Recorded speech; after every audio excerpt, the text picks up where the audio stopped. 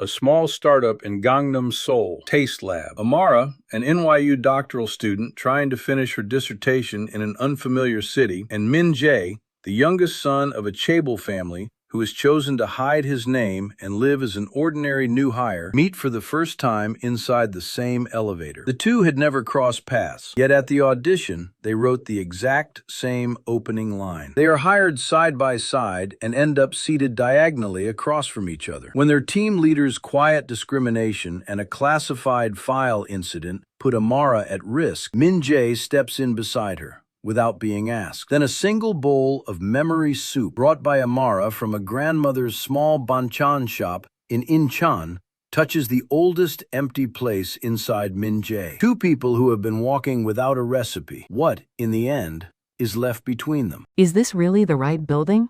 There are 3 different signs and they all say something different. Somewhere in Gangnam, Seoul, a building where 3 different signs coexisted on a single street corner. An elevator company, a nail art salon, and tucked at the very top, a palm-sized logo for TasteLab. NYU graduate student Amara Bennett had refreshed her map app 3 times and still wasn't sure she had the right place. Amara was 27. Her natural afro hair was neatly pinned up, a notebook dense with research references tucked under her arm, and she was 3 days into her arrival in Korea. She had come to Seoul to write a dissertation on the relationship between traditional Korean food and sensory memory.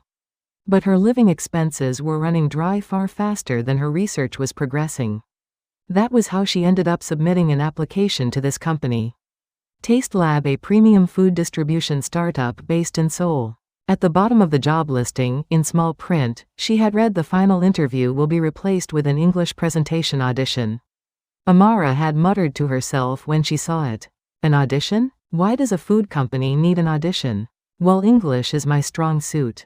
At that same moment, across the street, a man was unwrapping a triangle kimbap outside a convenience store. Min-jae, 29.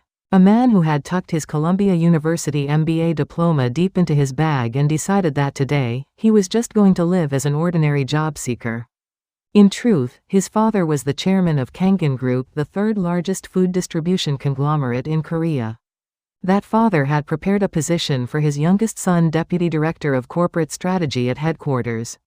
Min-jae had declined. His father was stunned. Min-jae felt free. And somehow, here he was eating triangle kimbap while waiting for a startup audition. I can't let father find out about this. There's no way he'd run into me in the middle of Gangnam anyway. He folded the kimbap wrapper neatly and dropped it in the bin, then walked into the building.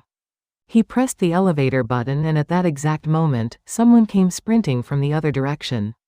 Wait, hold on. It was Amara. She squeezed through the elevator doors just as they were closing, clutching her notebook tightly to her chest. The two of them met face to face for the first time inside the narrow elevator. Amara caught her breath and looked at Min-jae. Min-jae looked at Amara. And then they both pressed the same button at the same time. Floor 9. Are you here for the TasteLab audition? Yes. Oh, me too. Looks like we're competitors. Looks like it. Neither of them said anything more. While the elevator climbed, Min-jae looked at his phone and Amara flipped through her notebook. The silence wasn't awkward. Strangely enough, the audition rules were simple. Draw a topic at random in the waiting room, 5 minutes to prepare, 10 minutes to present. 3 judges sat at the front.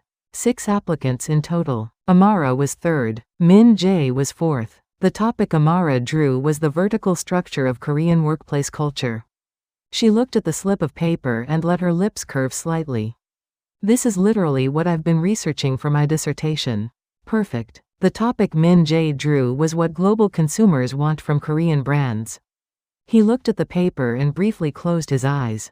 I spent 4 years at Columbia studying exactly this. This might be too easy.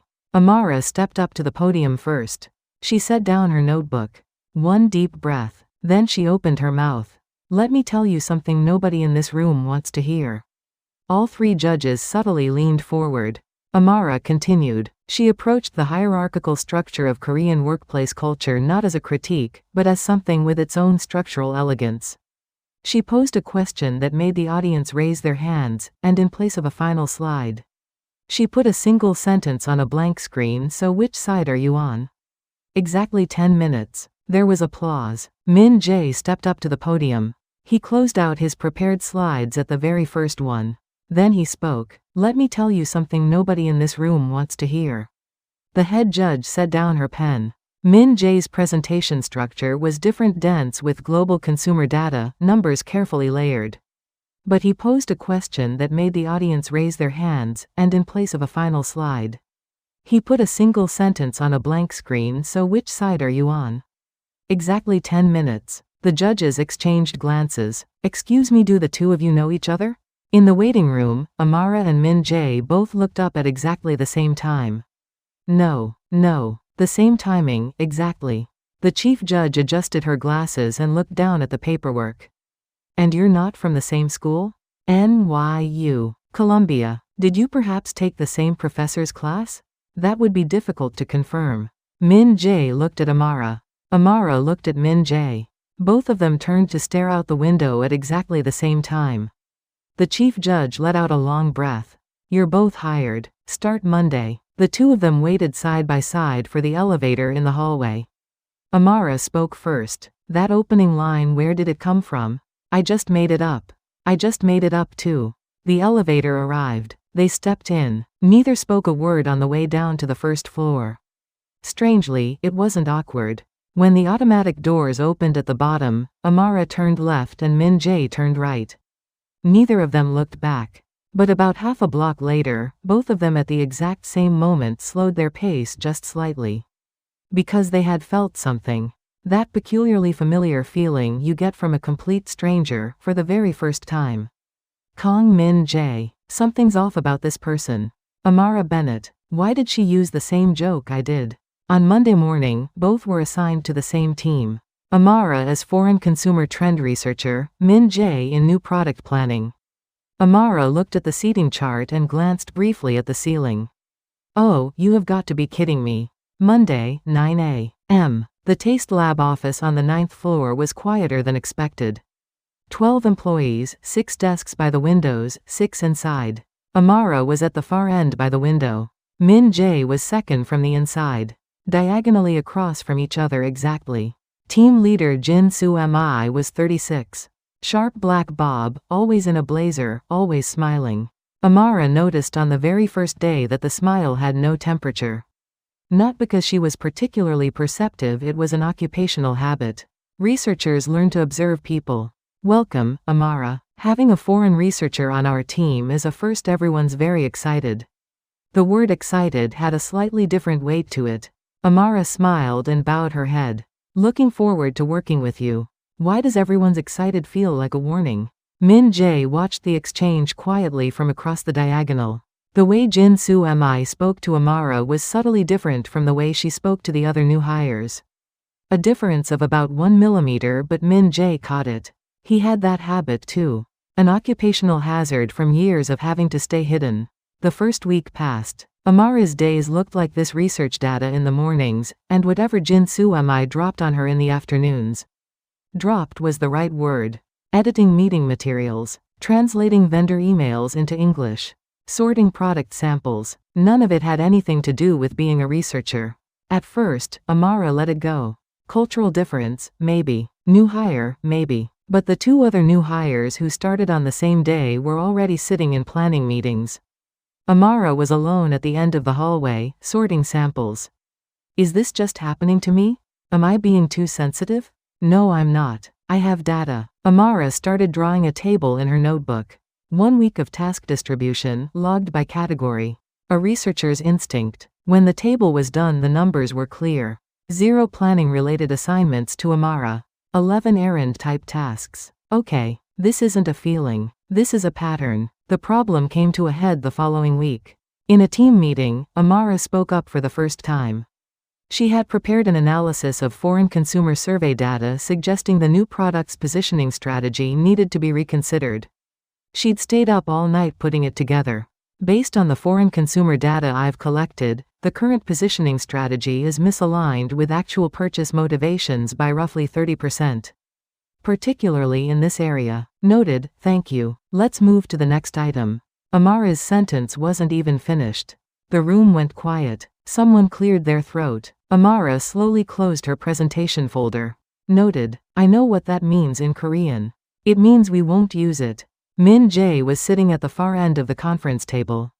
The moment Jin-soo-mi cut Amara off, the pen in his hand went still. Then, a moment later, he spoke. Team leader Jin, would it be alright if we heard a bit more from Amara? Her foreign consumer data is directly relevant to the product we're planning. Jin-soo-mi looked at Min-jae. 1 second, 2 seconds, then she smiled. Of course. Amara, please continue. Amara looked at Min-jae. He was looking down at his materials. Their eyes didn't meet. Amara picked up where she left off. Kong Min-jae. Why does he keep doing that? The incident happened on Thursday that week. While sorting through her research files, Amara accidentally opened a file in the shared folder with a similar name to hers.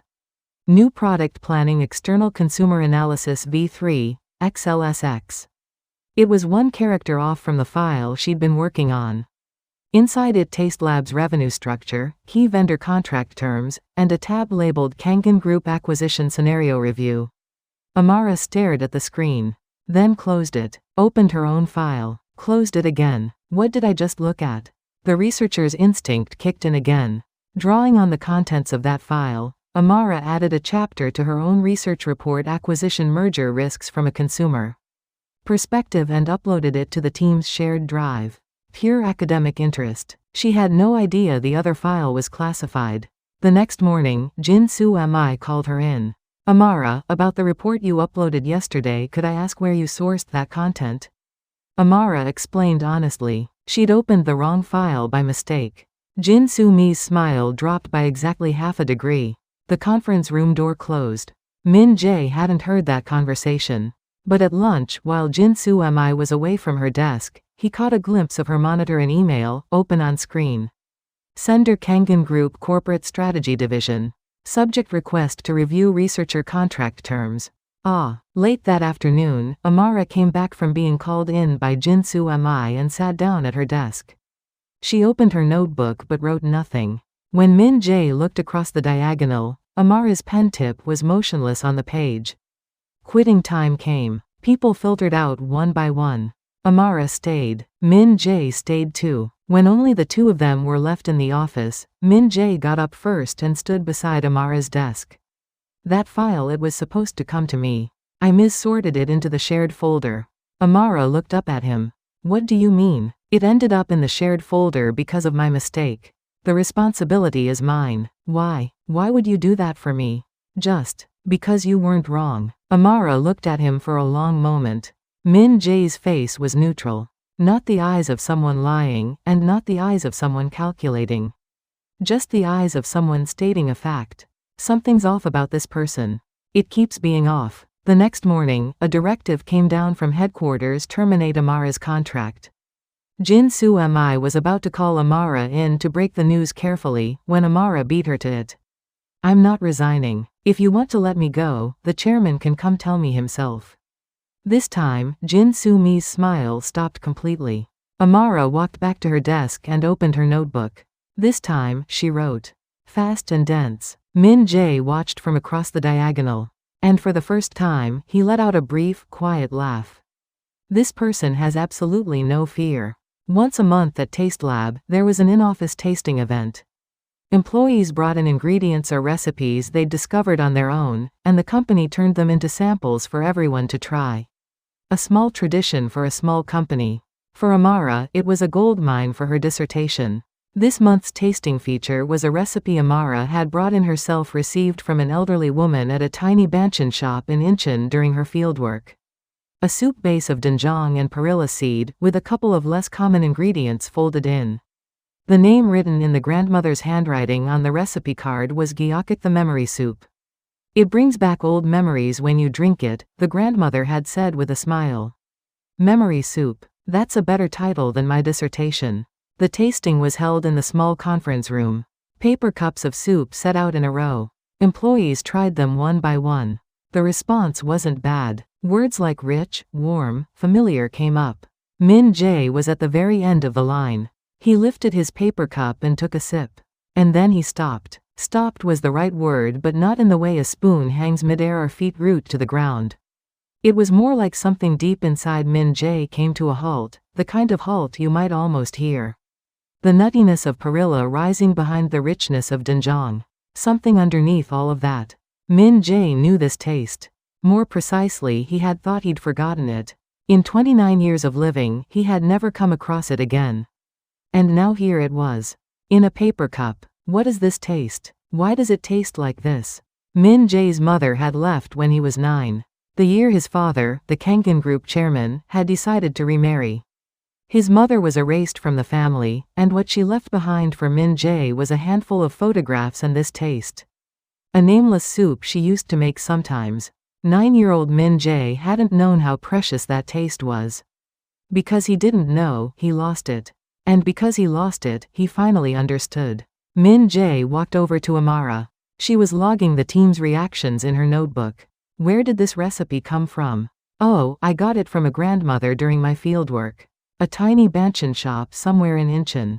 Which part of Incheon? Around Yonghyun-dong. Why? Min-jae didn't answer. Amara looked up at him. His face was about half drained of color. She stopped writing. Are you okay? What is the grandmother's name? She said her last name was Kong. Kong Mal-sun. The paper cup in Min-jae's hand crumpled slightly at the sides. Amara saw it, and she didn't ask anything more. The researcher's instinct ran in reverse this time. She knew this wasn't a moment for observation. That evening, a message came from Min-jae. Could I come with you to Incheon this weekend? Do you think you could get the grandmother's permission for an interview? Amara read the message 3 times. Kong Min-jae is reaching out to me first. That's strange. But why Incheon? Amara replied, I'll ask her. The grandmother said yes without hesitation. She was pleased. She told them to come for lunch while they were at it. Saturday morning, on the train to Incheon.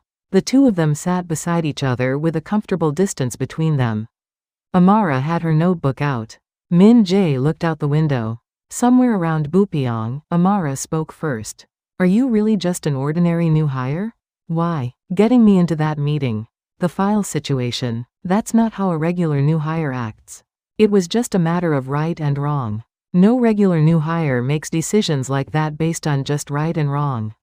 Min-jae turned away from the window and glanced at Amara. Then he smiled. Not a forced smile, more like something genuinely amusing had occurred to him. Thank you for seeing it that way. That's not an answer. I just gave you one. That wasn't an answer. Min-jae looked back out the window. Amara looked back down at her notebook. A silence settled between them.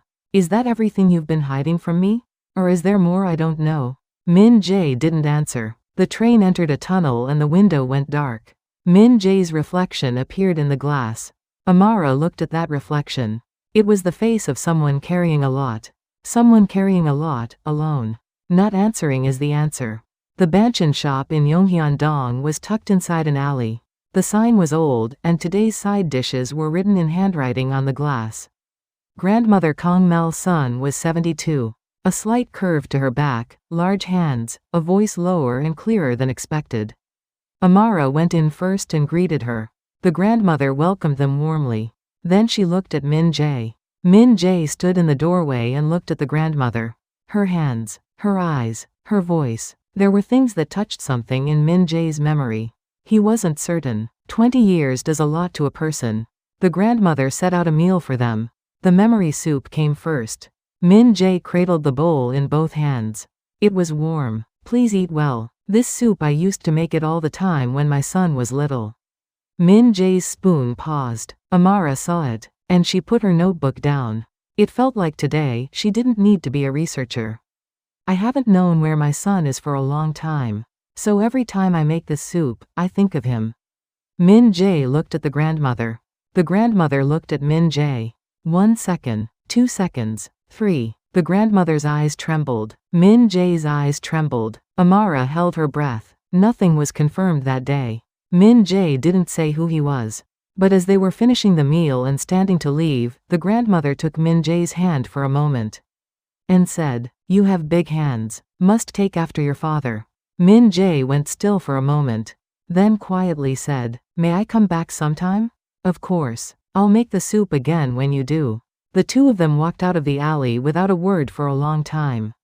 Min-jae stopped first. Thank you. For what? I was just here for dissertation fieldwork. Even so, Amara nodded. She didn't ask anything more. On the train back from Incheon to Seoul, both of them looked out the window this time. And both of them at exactly the same station looked away. Because they felt it, that today, something had shifted slightly. Min-jae. This person is carrying something sad. Amara Bennett. Why'd I want to say more when she's nearby? Not everything hidden is hidden for a bad reason. That Min-jae concealed his name may have been an escape, or it may have been a quiet act of courage, the first time he'd ever tried to live as himself. And that Amara stayed beside that silence without pressing further, that wasn't a researcher's observation. That was the oldest form of kindness one person can offer another, wouldn't you say? Monday morning, Amara sat down at her desk and her phone rang almost immediately. Her dissertation advisor, calling from New York. Amara, you're at that TasteLab company right now, aren't you? Have you seen the Korean business news today? She hadn't. She searched immediately. At the top of the portal newsfeed, Gangnam Group. Chairman's youngest son Min-jae found working undercover at TasteLab, suspected of collecting internal information prior to acquisition.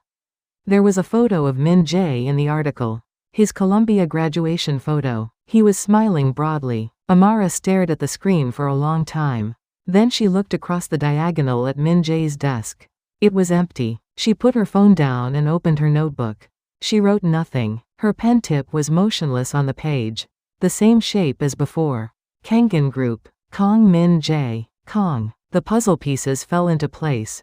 The file. Jin-soo Mi. The acquisition scenario. The moment Min-jae took the blame for the file. The moment Min-jae got her into the meeting.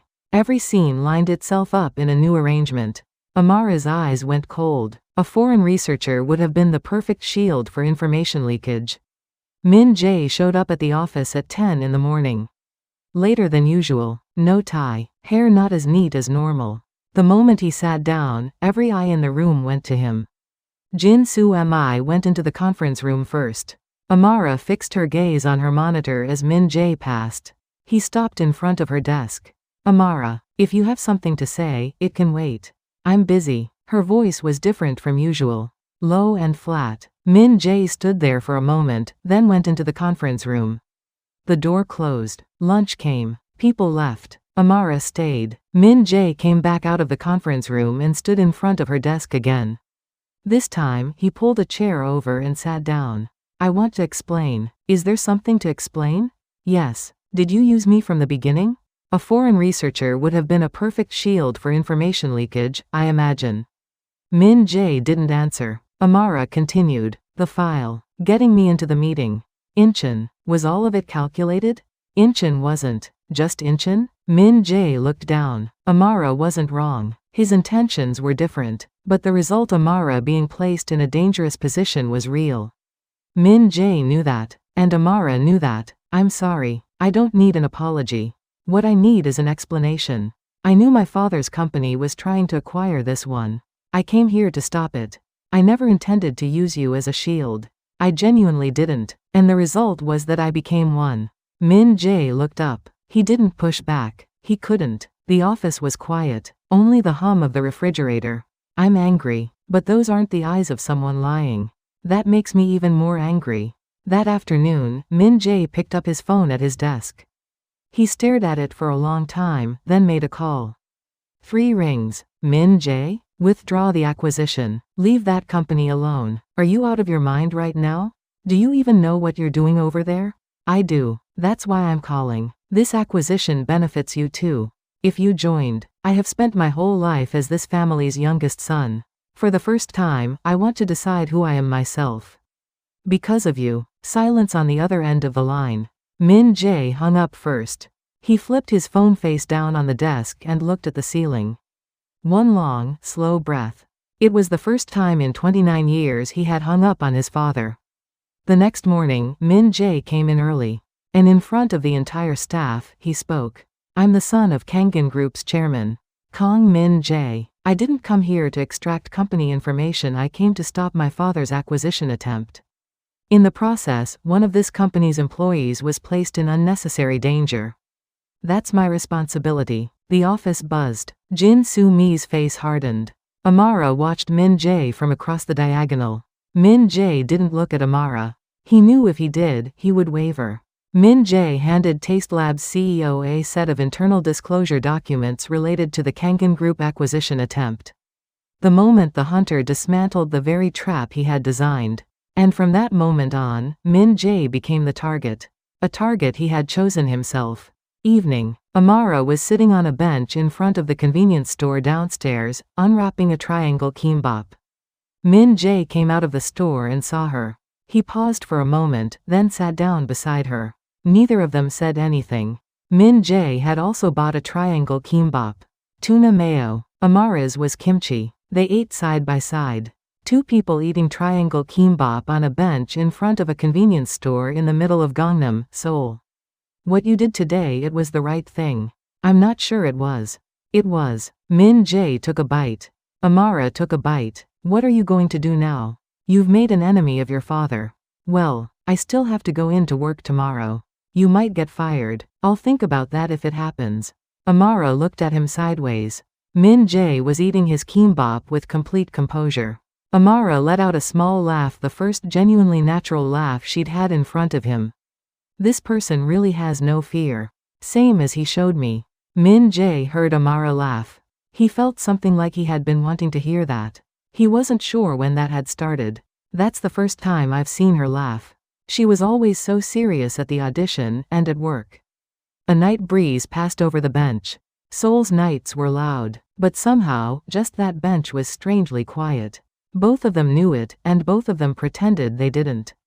Gangnam Group's acquisition attempt was ultimately withdrawn. Once the internal disclosure documents Min-jae submitted were made public through a law firm, headquarters backed off. Jin Soo-mi quietly submitted her resignation. The TasteLab office buzzed for a while, and then one Monday morning it simply went back to normal. That's how it is in places where people live. Min-jae was not fired. The CEO called him in. Min-jae, I actually knew from the beginning that you were Gangnam Group's youngest son. You did? I wouldn't have hired you if I didn't. Know your enemy if you want to stop them. I just didn't think you'd go this far. Min-jae was quiet for a moment. The CEO smiled and added, keep coming in. As a real new hire this time. Min-jae returned to the office and sat down at his desk.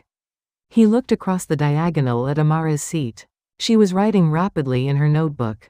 The dissertation. Amara had mentioned recently that the writing was coming easily for the first time since arriving in Seoul. The words weren't getting stuck. Good. The second trip to Incheon, Min-jae went alone. He didn't ask Amara to come. This time felt like something he needed to do by himself. The banchan shop in Yonghyun-dong. The moment grandmother Kang Mal-sun saw Min-jae, she took off her apron. Then she led him into the small back room of the shop. There was an old photo album inside. After you left last time, I kept thinking about it. I said your hands were big. The grandmother opened the album. One faded photograph. A small child and a young woman. Min-jae looked at the photo. He looked at the child's face. And kept looking. Mom. One word. The first time he had said it in 20 years. Grandmother Kang Mal-sun's eyes reddened. Min-jae's eyes reddened. The grandmother took his hand. Not briefly, like last time, this time she held on tight. Look how much you've grown. Our Min-jae. Min-jae bowed his head. The small room was quiet for a long time. From outside, one sound, an alley cat. That was all. 20 years of time settled slowly into place in that small room. The evening Min-jae got back to Seoul, he sent Amara a message.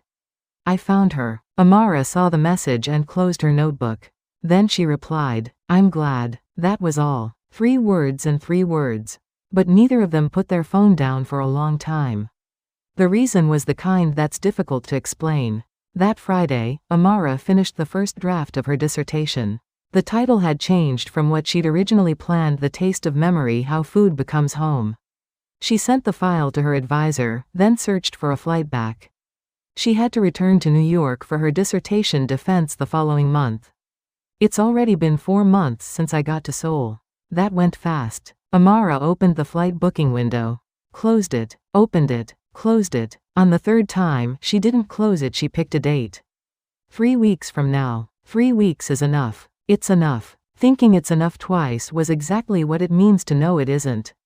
Amara pressed the book button anyway. Amara told Min-jae her departure date on the commute home on the train, side by side. It had been a while since they'd figured out they were going the same direction, and walking home together had become natural somewhere along the way.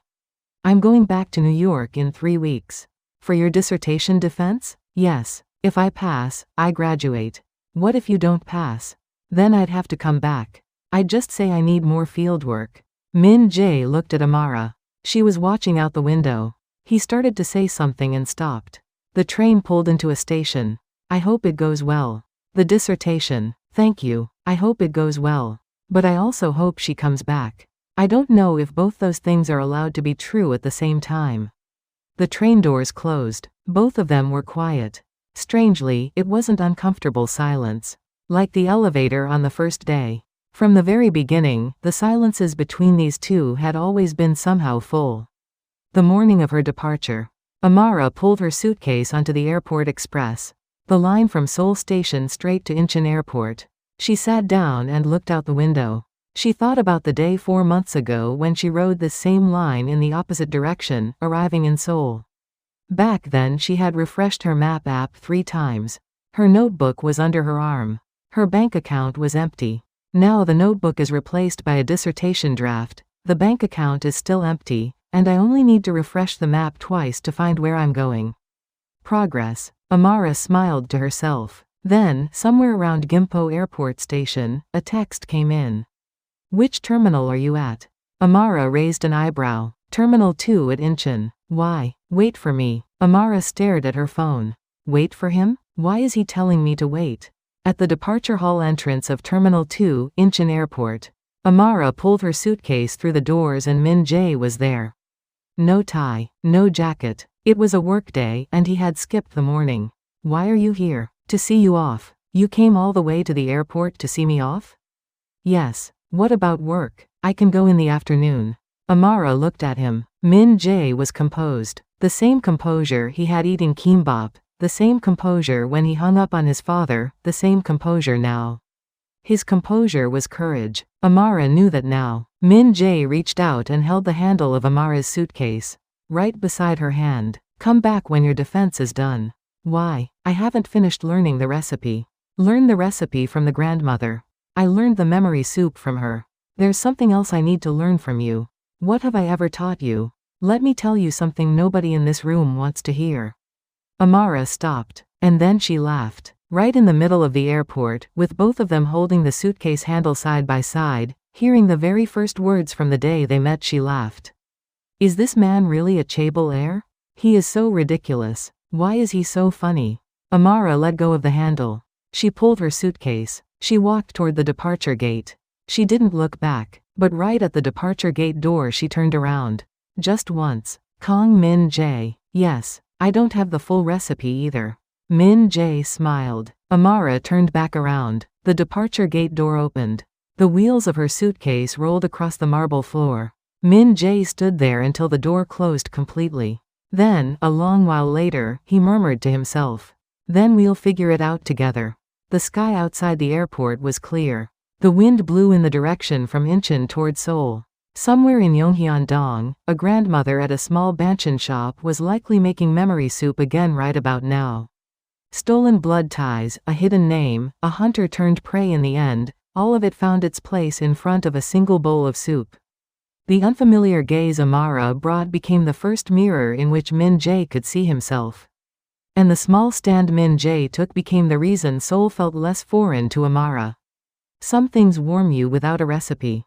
And they always come from people. What is it that this story quietly offers us? Every person wants to live by the name they chose for themselves. Not the name others gave them, not the name that followed them from birth, but the name they selected for themselves when they woke up in the morning. That is why Min-jae stepped into the elevator of that small building, and why Amara walked into the unfamiliar alleys of a strange city, refreshing her map app 3 times as she went. Neither of them had a recipe. No one had taught them how this was supposed to go. But on that recipe-less road, The two of them found each other and became the reason each other could keep walking a little further, to bring back a taste that had been forgotten, to make time that had been standing still begin to move again. Is that not the oldest gift one person can give another? This is a work of fiction,